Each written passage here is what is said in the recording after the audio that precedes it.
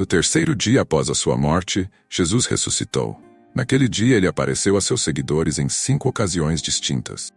Durante os 40 dias subsequentes, Jesus continuou a manifestar-se a eles. Finalmente, na presença de alguns discípulos, Jesus ascendeu ao céu.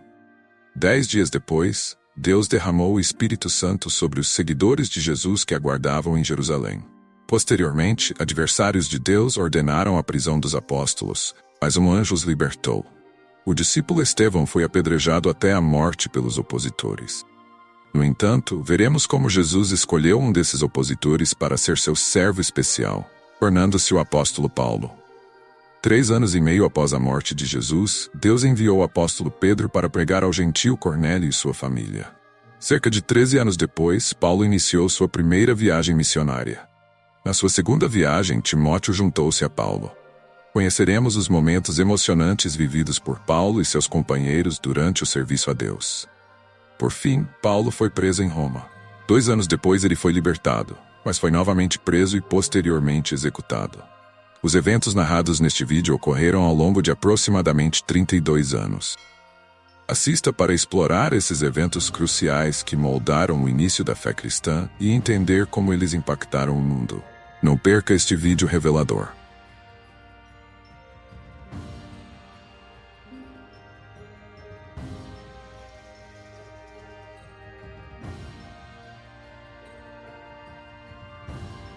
Você sabe quem são esta mulher e os 2 homens? A mulher é Maria Madalena, amiga de Jesus, e os homens vestidos de branco são anjos. Este pequeno recinto em que Maria está olhando é o local onde foi colocado o corpo de Jesus, chamado túmulo. No entanto, o corpo de Jesus desapareceu. Quem o levou? Vamos entender.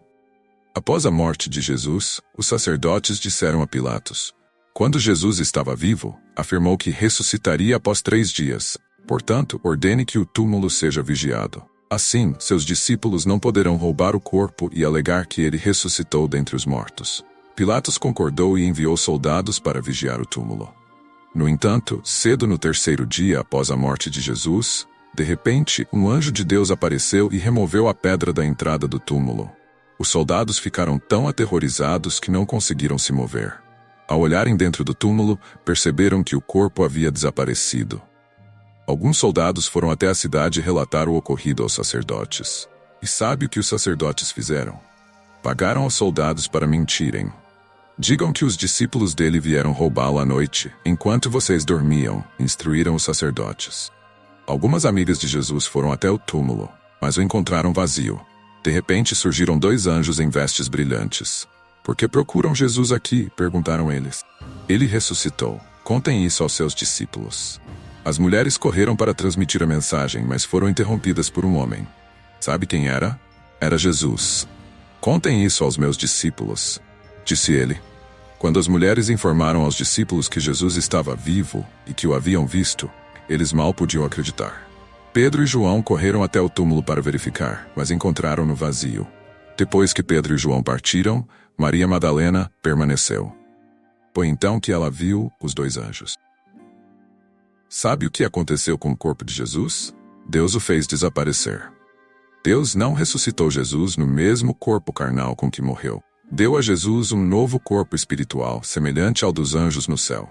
No entanto, para demonstrar aos discípulos que estava vivo, Jesus podia assumir uma forma visível, como veremos a seguir.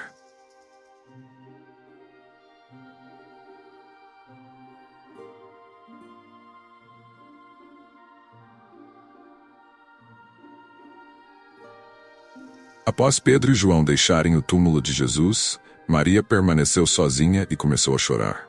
Em seguida ela olhou dentro do túmulo, como ilustrado na imagem anterior. Lá estavam 2 anjos que lhe perguntaram: por que está chorando? Maria respondeu: levaram o meu Senhor e não sei onde o colocaram.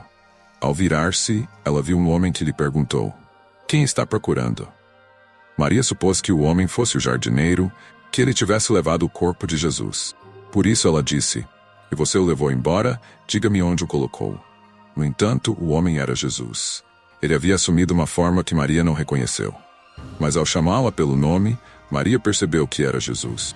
Ela saiu correndo para informar aos discípulos: eu vi o Senhor. Mais tarde, enquanto 2 discípulos caminhavam em direção à aldeia de Emaús, o homem se juntou a eles. Estavam profundamente tristes pela morte de Jesus. Contudo, enquanto caminhava com eles, o homem lhes explicou muitas passagens da Bíblia, que os fez sentir-se melhor. Quando pararam para comer, os discípulos reconheceram que o homem era Jesus.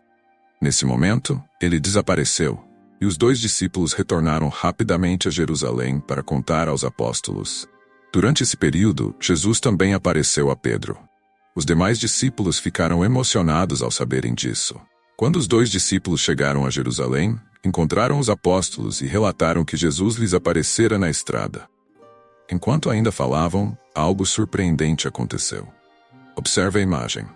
Jesus apareceu no quarto, mesmo com a porta trancada. Os discípulos ficaram extremamente felizes. Que dia emocionante. Consegue contar quantas vezes Jesus já havia aparecido a seus seguidores? Foram 5 vezes. O apóstolo Tomé não estava presente quando Jesus apareceu. Os outros discípulos lhe disseram: "Vimos o Senhor." Mas Tomé afirmou que precisaria ver Jesus para acreditar. 8 dias depois, os discípulos estavam novamente reunidos em um quarto fechado, e Tomé estava com eles. De repente, Jesus apareceu no quarto. Então, Tomé acreditou.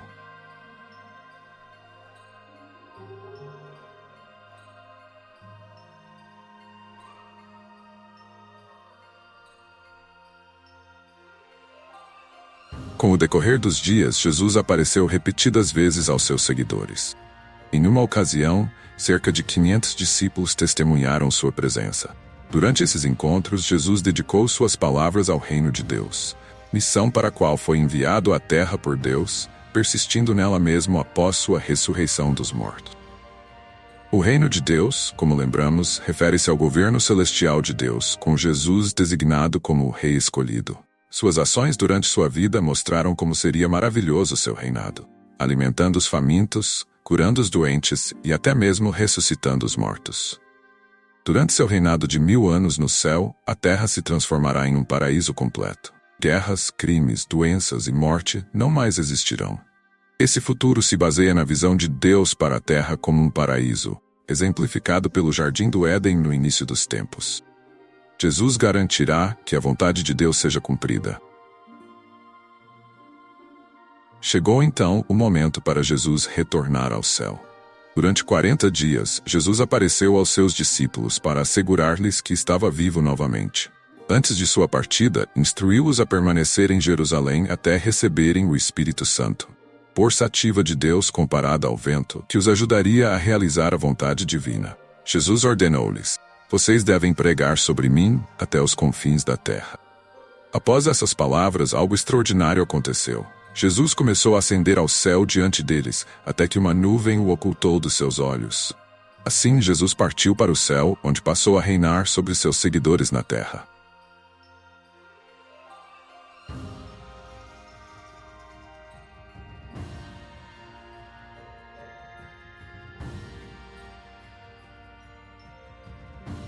As pessoas que você vê aqui são seguidores de Jesus. Elas obedeceram e permaneceram em Jerusalém. Enquanto esperavam, um grande ruído encheu toda a casa, assemelhando-se a um vento forte. Subitamente, línguas de fogo apareceram sobre a cabeça de cada discípulo. Você vê o fogo sobre cada um? O que isso significava? Foi um milagre. Jesus havia ascendido ao céu, junto ao Pai, e estava derramando o Espírito Santo sobre os discípulos. Sabe o que esse Espírito os motivou a fazer? Todos começaram a falar em línguas diferentes. Muitos em Jerusalém ouviram o ruído como um vento forte e foram ver o que estava acontecendo. Alguns eram de outras nações que tinham vindo para a festa judaica de Pentecostes. Foi uma grande surpresa para eles. Ouviram os discípulos falando em suas próprias línguas sobre as maravilhas que Deus tinha feito. "Essas pessoas são da Galileia", comentaram os visitantes. "Como é que estão falando essas diferentes línguas dos países de onde viemos?" Então Pedro explicou-lhes. Ele falou em voz alta e contou ao povo como Jesus foi crucificado e que Deus o ressuscitou dos mortos. "Agora Jesus está no céu, à direita de Deus", disse Pedro. "E ele derramou o Espírito Santo prometido. Por isso vocês viram e ouviram esses milagres." Quando Pedro disse isso, muitos ficaram entristecidos pelo que tinham feito a Jesus. "O que devemos fazer?", perguntaram eles. Pedro respondeu: "Vocês precisam se arrepender e ser batizados." Assim, naquele dia, cerca de 3.000 pessoas foram batizadas e se tornaram seguidoras de Jesus.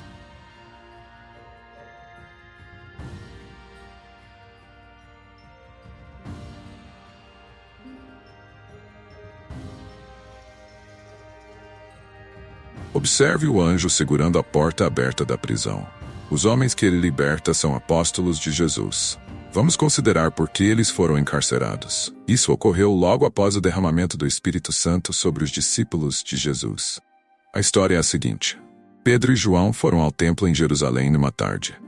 Próximo à porta estava um homem aleijado desde o nascimento. Todos os dias, ele era carregado até ali para pedir esmolas aos que entravam no templo. Ao ver Pedro e João, o homem pediu esmola. O que eles fizeram? Eles pararam e olharam para o homem. Não possuo prata nem ouro, disse Pedro, mas o que tenho, isso te dou. Em nome de Jesus Cristo de Nazaré, levanta-te e anda. Pedro tomou o homem pela mão direita e o ajudou a levantar. Imediatamente os pés e os tornozelos dele ficaram firmes. Ele pulou, pôs-se de pé e começou a andar. Então entrou com eles no templo, andando, saltando e louvando a Deus. Quando todos viram isso, ficaram maravilhados e surpresos com o que tinha acontecido. Realizamos este milagre pelo poder do Deus que ressuscitou Jesus dentre os mortos, disse Pedro. Enquanto Pedro e João ainda falavam ao povo, os sacerdotes, o capitão do templo e os saduceus os abordaram, muito perturbados porque estavam ensinando o povo e pregando em Jesus a ressurreição dentre os mortos. Então, prenderam-nos e os colocaram na prisão até o dia seguinte. Mas muitos dos que ouviram a mensagem creram, e o número de homens cresceu para cerca de 5.000. No dia seguinte, os líderes, os anciãos e os mestres da lei se reuniram em Jerusalém. Estavam ali Anás, o sumo sacerdote, bem como Caifás, João, Alexandre e outros membros da família do sumo sacerdote. Trouxeram Pedro e João e os colocaram diante deles e começaram a questioná-los. Com que poder ou em nome fizeram isso? Então Pedro, cheio do Espírito Santo, disse-lhes: autoridades e todos os que estão aqui presentes, se estamos sendo chamados para prestar contas hoje pelo ato de bondade a um homem aleijado e pelo questionamento de como ele foi curado, saibam todos vocês e todo o povo de Israel. É pelo nome de Jesus Cristo de Nazaré, a quem vocês crucificaram, mas a quem Deus ressuscitou dos mortos, que este homem está curado diante de vocês. Ele é a pedra que vocês, construtores, rejeitaram e que se tornou a pedra angular. A salvação está em nenhum outro, pois não há outro nome debaixo do céu dado aos homens pelo qual devamos ser salvos. Quando viram a coragem de Pedro e João e perceberam que eram homens comuns e sem instrução, ficaram admirados e reconheceram que eles haviam estado com Jesus. Mas como viam ali o homem que fora curado em pé com eles, não tinham nada que dizer. Então ordenaram que se retirassem do sinédrio e conferenciaram entre si. "Que faremos com esses homens?" perguntaram. "Todos em Jerusalém sabem que realizaram um sinal notável e não podemos negá-lo. No entanto, para evitar que isso se espalhe ainda mais entre o povo, precisamos adverti-los a não falar mais com ninguém nesse nome." Então os chamaram e ordenaram-lhes que não falassem nem ensinassem em nome de Jesus. Mas Pedro e João responderam: "Julguem vocês mesmos se é justo obedecer a Deus ao invés de vocês, pois não podemos deixar de falar do que vimos e ouvimos." Depois de ameaçá-los novamente, os deixaram ir. Eles não conseguiram decidir como castigá-los, porque todo o povo estava louvando a Deus pelo que havia acontecido, pois o homem que fora miraculosamente curado tinha mais de 40 anos de idade. Depois que foram soltos, Pedro e João voltaram para o seu próprio povo e relataram tudo o que os chefes dos sacerdotes e os anciãos tinham dito a ele. Quando ouviram isso, levantaram suas vozes juntos em oração a Deus. "Soberano Senhor", disseram, "tu fizeste os céus e a terra e o mar e tudo o que neles há. Tu disseste pela boca do teu servo, nosso pai Davi, porque as nações se enfurecem e os povos tramam em vão. Os reis da terra se levantam e os governantes se juntam contra o Senhor, contra o seu ungido." Na verdade, Herodes e Pôncio Pilatos reuniram-se com os gentios e com o povo de Israel nesta cidade para conspirar contra o teu santo servo Jesus, a quem ungiste. Eles fizeram o que o teu poder e a tua vontade tinham decidido de antemão deveria acontecer. Agora, Senhor, considera as ameaças deles e concede aos teus servos que anunciem a tua palavra com toda coragem. Estende a tua mão para curar e realizar sinais e maravilhas por meio do nome do teu santo servo Jesus.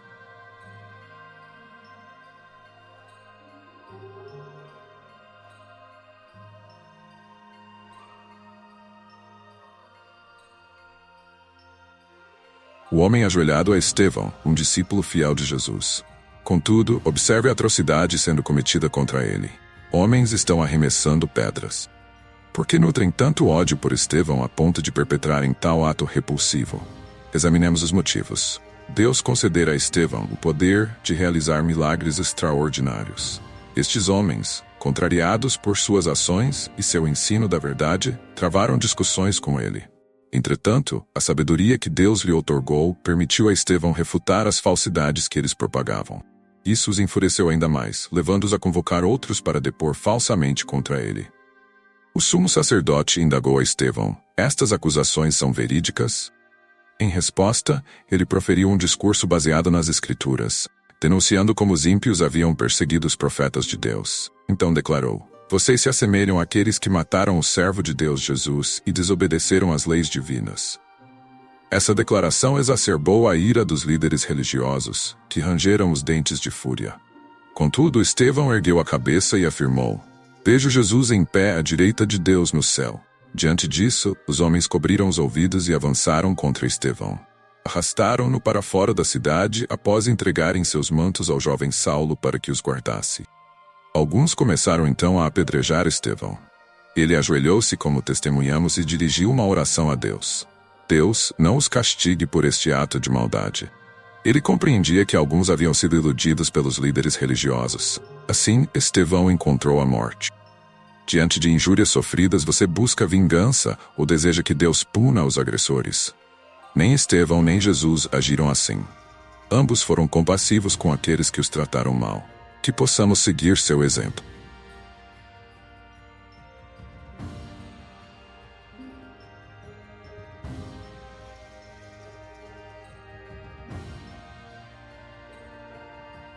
Sabe quem é o homem que está prostrado no chão? É Saulo. Lembrem-se de que foi ele quem cuidou dos mantos dos que apedrejaram Estevão. Observem aquela luz, o que está acontecendo. Após a morte de Estevão, Saulo liderou a perseguição aos seguidores de Jesus. Entrava em casas, arrastava-os para fora e encarcerava-os. Muitos discípulos fugiram para outras cidades e ali pregaram as boas novas. Saulo, por sua vez, foi a outras cidades em busca dos seguidores de Jesus, chegando a Damasco. No entanto, no trajeto ocorreu algo extraordinário. De repente, uma luz celestial brilhou sobre Saulo. Ele caiu ao chão, como evidenciado aqui. Então uma voz perguntou: Saulo, Saulo, por que você me persegue? Os homens que o acompanhavam viram a luz e ouviram a voz, mas não compreenderam o que estava sendo dito. Quem é você, Senhor? Perguntou Saulo. Sou Jesus, a quem você persegue, respondeu a voz.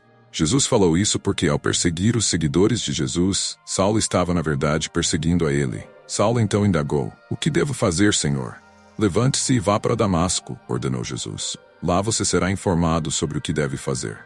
Quando Saulo se ergueu e abriu os olhos, percebeu que estava cego. Os homens o levaram pela mão até Damasco. Enquanto isso, Jesus instruiu um de seus discípulos em Damasco. Levante-se, Ananias, vá à rua chamada direita, à casa de Judas, e pergunte por um homem chamado Saulo.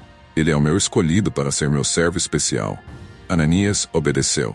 Ao encontrar Saulo, impôs as mãos sobre ele e disse: O Senhor me enviou para que você recupere a visão e seja cheio do Espírito Santo. No mesmo instante, como escamas, algo caiu dos olhos de Saulo, e ele recuperou a visão. Saulo foi então instrumentalizado de maneira poderosa para pregar a muitas nações. Ele se tornou conhecido como o apóstolo Paulo, sobre quem aprenderemos mais adiante. Mas primeiro vejamos o que Deus ordenou a Pedro fazer.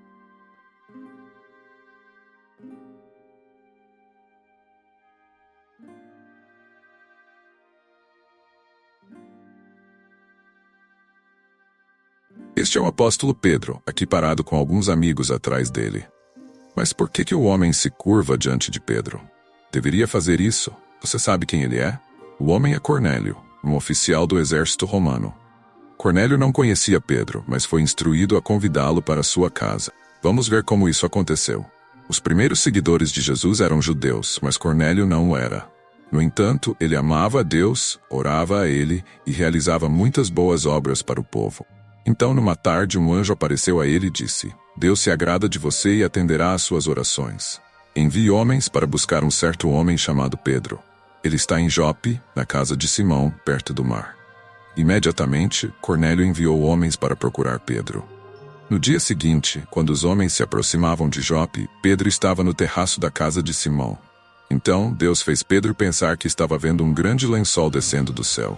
Nele estavam todos os tipos de animais, embora pela lei de Deus fossem considerados impuros e não deveriam ser comidos. Mas uma voz do céu disse: "Levante-se, Pedro, mate e coma." "Não", respondeu Pedro, "nunca comi nada impuro." Mas a voz disse a Pedro: "Não chame impuro ao que Deus purificou." Isso aconteceu 3 vezes. Enquanto Pedro refletia sobre isso, os homens enviados por Cornélio chegaram à casa de Simão e perguntaram por Pedro. Pedro desceu e perguntou: "Sou eu o homem que vocês estão procurando? Por que vieram?" Quando os homens explicaram que um anjo havia mandado Cornélio convidá-lo para sua casa, Pedro e seus amigos foram visitar Cornélio em Cesareia. Cornélio havia reunido seus parentes e amigos. Quando Pedro chegou, Cornélio foi ao seu encontro. Ele se ajoelhou e se curvou diante dos pés de Pedro, como você vê aqui. Mas Pedro disse: "Levante-se, eu sou apenas um homem." Sim, a Bíblia nos ensina que não é correto adorar um homem. Devemos adorar apenas a Deus. Pedro, então, pregou para todos os presentes. "Vejo que Deus aceita todos os que desejam servi-lo", disse Pedro. E enquanto ainda falava, Deus enviou seu Espírito Santo, e aquelas pessoas começaram a falar em línguas diferentes. Isso surpreendeu os discípulos judeus que estavam com Pedro, pois eles pensavam que Deus favorecia apenas os judeus. Isso lhes ensinou que Deus não considera uma raça superior ou mais importante do que outra. Não seria bom todos nós lembrarmos disso?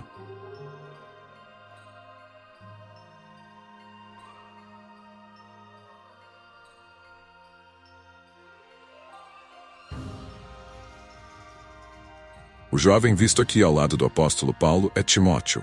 Ele vivia com sua família em Listra, onde sua mãe se chamava Eunice e sua avó, Lóide.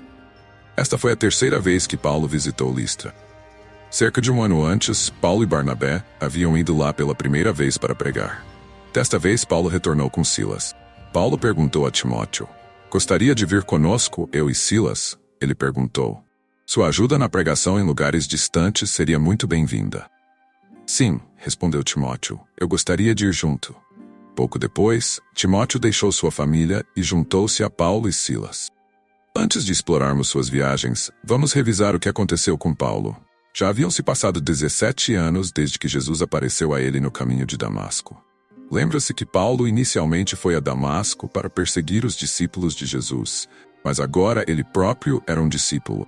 Depois, alguns inimigos tentaram matar Paulo por não concordarem com seu ensino sobre Jesus. No entanto, os discípulos ajudaram Paulo a escapar. Eles o colocaram num cesto e o desceram pelo muro da cidade. Depois, Paulo pregou em Antioquia, onde os seguidores de Jesus foram chamados pela primeira vez de cristãos.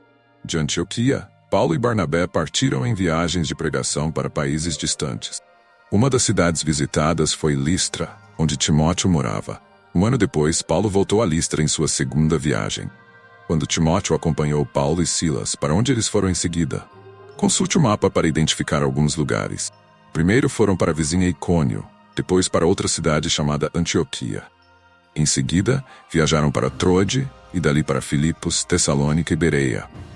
Você vê Atenas no mapa? Paulo pregou lá. Depois disso, passaram 1 ano e meio pregando em Corinto. Por fim, fizeram uma parada em Éfeso antes de voltar para Cesareia e Antioquia, onde Paulo permaneceu. Assim, Timóteo viajou bastante com Paulo, ajudando na divulgação das boas novas e na fundação de muitas congregações cristãs. Quando você crescer, que você também se torne um servo fiel de Deus, assim como Timóteo.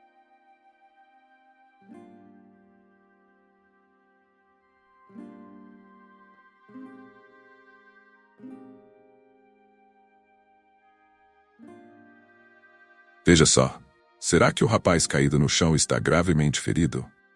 Olha, um dos homens saindo da casa é o Paulo. Você viu Timóteo ali também? Será que o rapaz caiu da janela? Sim, foi isso que aconteceu. Paulo estava dando um discurso aos discípulos ali em Troade. Ele sabia que não os veria por muito tempo, pois tomaria um navio no dia seguinte. Por isso, continuou falando até a meia-noite. Bem, este jovem chamado Eutico estava sentado na janela e adormeceu. Ele caiu para trás e para fora da janela, 3 andares abaixo, até o chão. Por isso as pessoas aqui parecem tão preocupadas. Como temiam, o rapaz estava morto. Ao ver que Eutico estava morto, Paulo desceu, abraçou e disse: "Não se preocupem, ele está bem", e estava mesmo. Foi um milagre. Paulo trouxe de volta a vida. A multidão ficou cheia de alegria.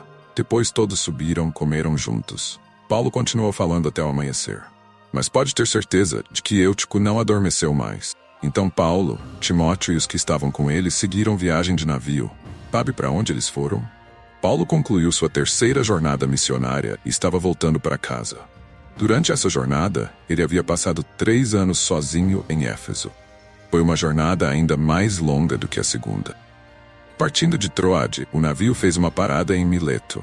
Como estava próximo de Éfeso, Paulo mandou chamar os anciãos daquela congregação para Mileto, para falar com eles pela última vez. Depois, quando era hora de embarcar, eles ficaram muito tristes ao ver Paulo partir. Finalmente, o navio chegou de volta a Cesareia. Na casa do discípulo Filipe, onde Paulo ficou hospedado, o profeta Ágabo fez uma advertência a Paulo. Ele disse que Paulo seria preso ao chegar a Jerusalém. E assim aconteceu. Depois de passar 2 anos preso em Cesareia, Paulo foi enviado a Roma para ser julgado por César. Vamos ver o que aconteceu na viagem para Roma.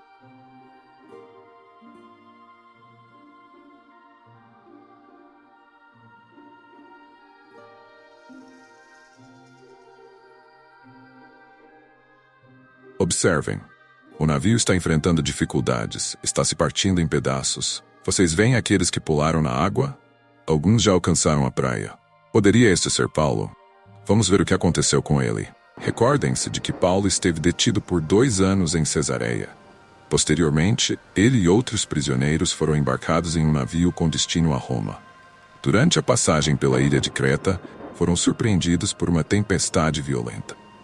O vento era tão intenso que os homens não conseguiram controlar a navegação. Ficaram privados da visão do sol e das estrelas por muitos dias, perdendo a esperança de sobreviver. Foi então que Paulo disse: "Nenhum de vocês perderá a vida, apenas o navio será perdido." Na noite passada, um anjo de Deus apareceu para mim e disse: "Não tema, Paulo. Você deve comparecer diante de César, e Deus salvará todos os que viajam com você." Cerca da meia-noite do 14º dia, desde o início da tempestade, os marinheiros avistaram águas mais rasas. Para evitar colidir com rochas na escuridão, lançaram âncoras. Ao amanhecer, avistaram uma baía e tentaram conduzir o navio até a praia. Ao se aproximar da costa, o navio encalhou em um banco de areia e ficou preso. As ondas então começaram a destruir a embarcação. O oficial do exército ordenou: "Aqueles que souberem nadar, pulem primeiro e nadem até a praia. Em seguida, os outros devem seguir, agarrando-se a algum pedaço de madeira do navio." Assim procederam. Desta forma, todos os 276 passageiros foram salvos, conforme prometido pelo anjo. A ilha era Malta, cujos habitantes foram extremamente acolhedores com os náufragos. Quando o tempo melhorou, Paulo foi levado em outro navio para Roma.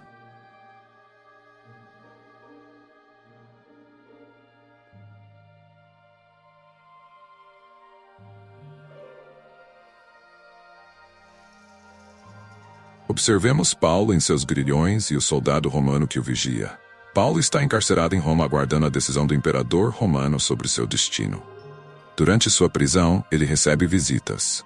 3 dias após sua chegada a Roma, Paulo convocou líderes judaicos para encontrá-lo. Como resultado, muitos judeus em Roma foram visitá-lo.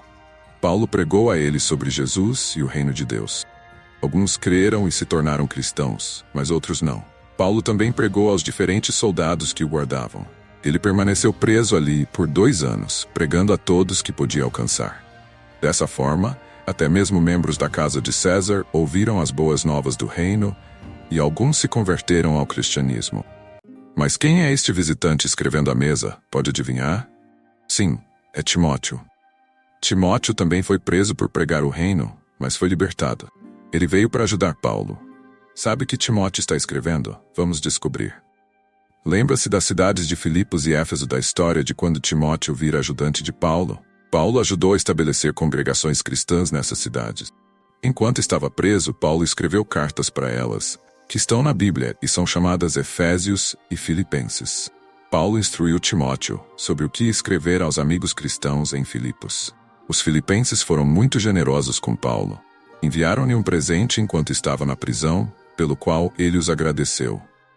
Epafrodito foi o homem que trouxe o presente, mas ficou gravemente doente e quase morreu. Agora recuperado, ele estava pronto para voltar para casa e levar a carta de Paulo e Timóteo para Filipos. Enquanto estava preso, Paulo também escreveu mais 2 cartas que estão na Bíblia. Uma foi para os cristãos na cidade de Colossos, conhecida como Colossenses.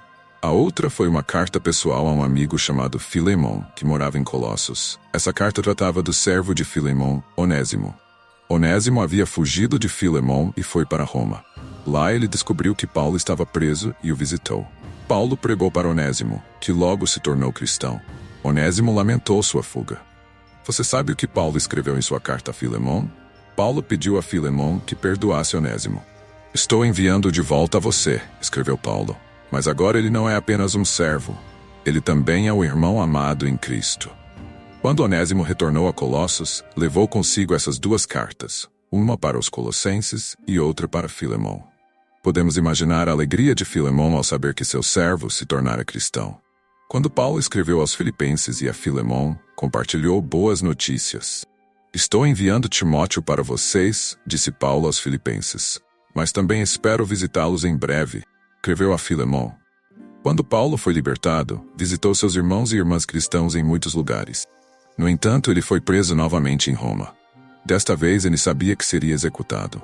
Por isso, escreveu a Timóteo, instando-o a vir depressa. Permaneci fiel a Deus, escreveu Paulo, e Deus me recompensará. Alguns anos após a morte de Paulo, Jerusalém foi novamente destruída, desta vez pelos romanos. Mas há mais na Bíblia. Deus inspirou o apóstolo João a escrever os últimos livros dela, incluindo Apocalipse. Este livro bíblico fala sobre o futuro. Vamos agora considerar o que o futuro trará. Se você gostou deste vídeo, não se esqueça de curtir, compartilhar e se inscrever no canal para mais conteúdo inspirador. Até a próxima!